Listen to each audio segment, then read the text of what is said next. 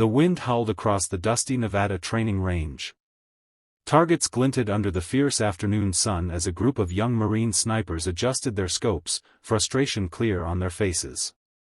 "Wind's too erratic," one muttered, his jaw clenched. "No one's hitting that 1,200-yard target today."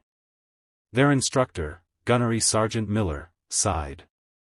This was supposed to be a demonstration for a visiting group of defense officials, and so far, it was turning into a disaster.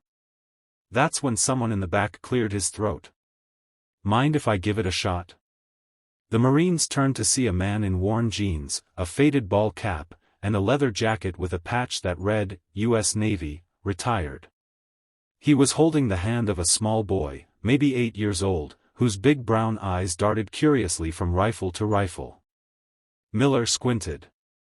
"Sir, this is an active training exercise. Civilians aren't allowed past the perimeter." The man gave a calm nod.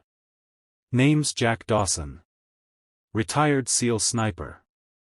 Used to train your predecessors out in Fallujah." A murmur ran through the group. Miller blinked.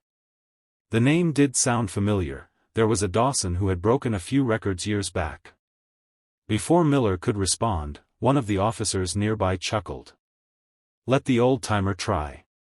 Maybe he'll show your boys how it's done." The Marines shuffled aside, half amused, half curious. Jack knelt beside the shooting mat, set his son's hand gently on his shoulder, and adjusted the rifle. His movements were slow but precise, the kind that come from muscle memory and experience earned under fire. He took a breath. Then another. The wind tugged at the flag in the distance. Everyone watched in silence. The sound echoed across the range. Half a second later, ding, the steel target rang like a bell. Dead center. Every head turned toward the monitor that showed the bullet's impact. Bullseye. Perfect. "Holy," one Marine muttered. He nailed it. But Jack wasn't smiling. He was still focused on the scope, breathing evenly.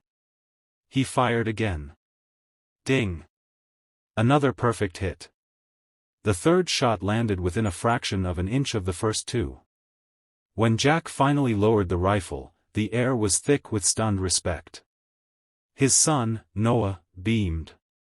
"That's my dad," he shouted proudly, his voice carrying across the range.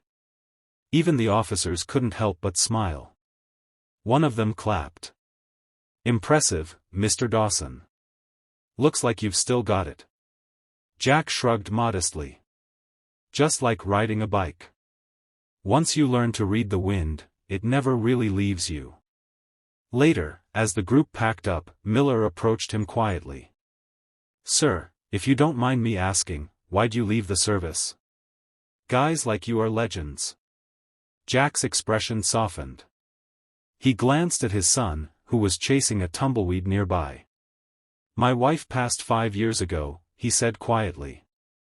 "Noah needed someone at home more than the Navy needed another sniper.